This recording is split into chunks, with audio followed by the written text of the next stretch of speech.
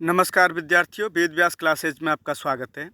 आज हम जो 17 फरवरी को पेपर हुआ है यूपी पुलिस का फर्स्ट शिफ्ट का, उसकी जो आंसर की है आपको प्रमाण के साथ में आपके सामने प्रस्तुत करेंगे। प्रमाण मिलेगा।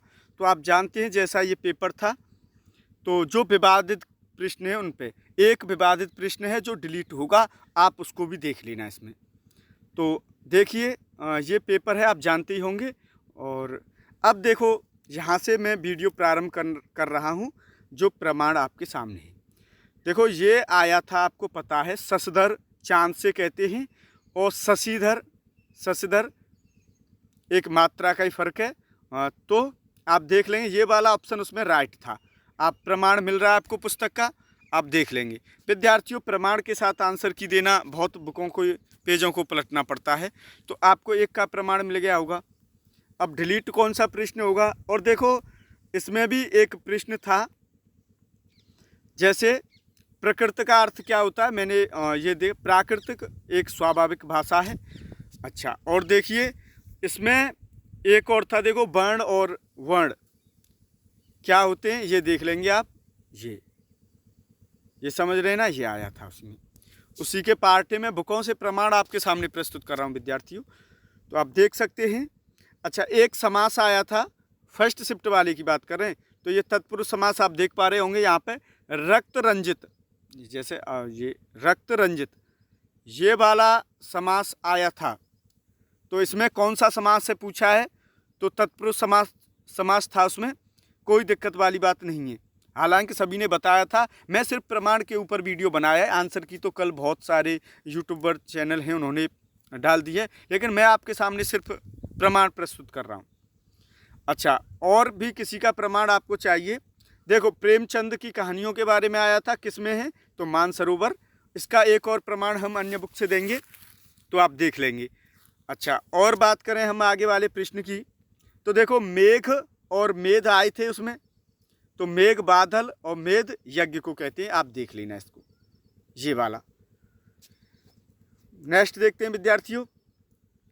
अच्छा, एक संधि आई थी मदिरालय, तो मदिरा और आलय, देखो मदिरा प्लस आलय, तो ये संधि आप देख सकते हैं। प्रमाण मिल रहा है विद्यार्थियों आपको। अच्छा, और देखते हैं विद्यार्थियों, आप देखो एक प्रश्न जो ताप और काज, अधिकतर विद्यार्थी कोई ताप करके आया है, कोई काज करके आया है, तो कौन सा शब्द तद्भव है ऐसा पूछा है, और 3 नहीं है उसमें।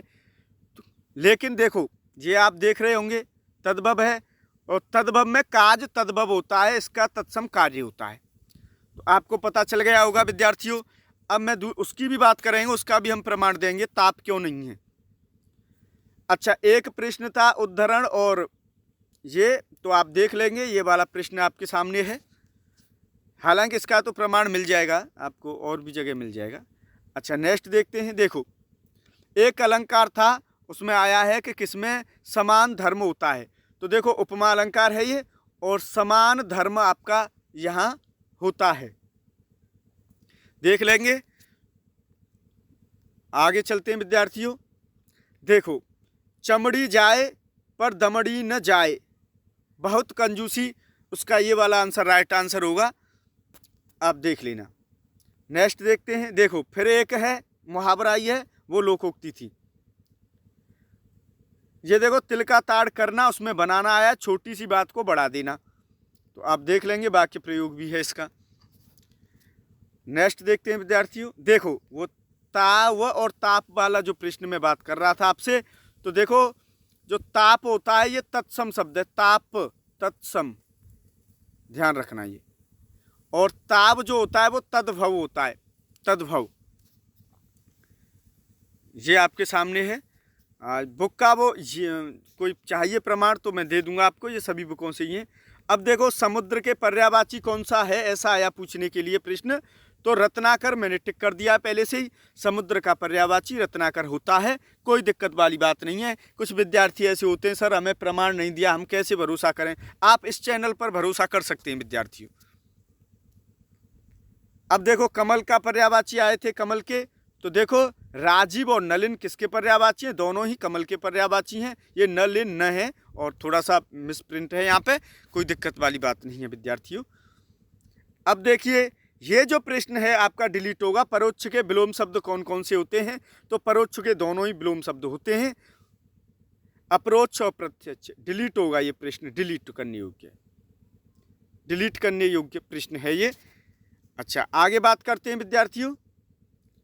अब देखो आहट आया था, आहट में कौन सा प्रत्यय? तो चिल्लाहट, आहट प्रत्यय, चिल्ला से, चिल्ला प्लस आहट, चिल्ल प्लस आहट। देखो चिल्ला नहीं, चिल्ल प्लस आहट से बनेगा चिल्लाहट।